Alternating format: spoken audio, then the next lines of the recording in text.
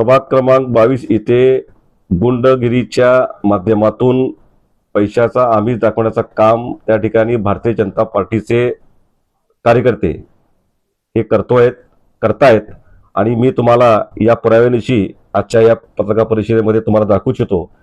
हे बघा, भाजपचा काळा कारभार प्रभाग क्रमांक 22 मध्ये पैशाचा त्या ठिकाणी वापर आणि दादागिरी प्रभाग क्रमांक 22 मध्ये भारतीय जनता पार्टी हे करत आहे। शहर मध्य विधानसभेचे आमदार देवेंद्र कोटे यांचा हे कारभार मी परत एकदा तुम्हाला दाखवू इच्छितो।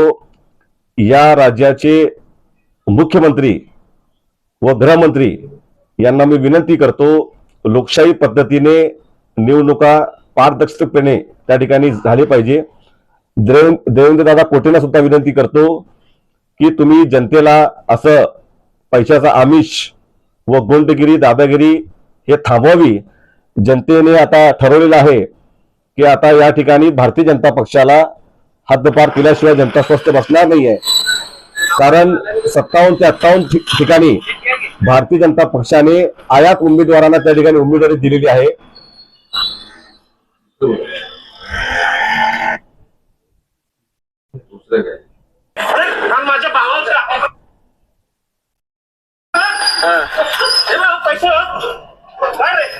प्रभाग क्रमांक 22 भारतीय जनता पार्टीचा कारभार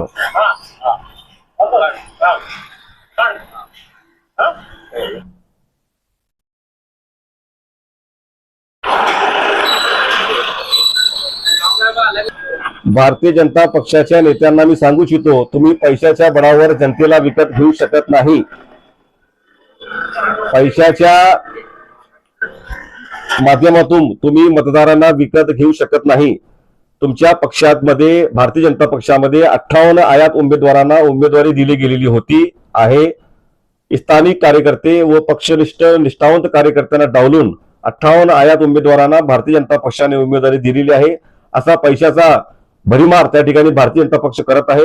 प्रभाग क्रमांक 22च्या माझ्या जनतेला मी या ठिकाणी आवाहन करतो, तुम्हाला हात जोडून विनंती करतो, पैशाला बळी पडू नका, या गुंडगिरीला बळी पडू नका।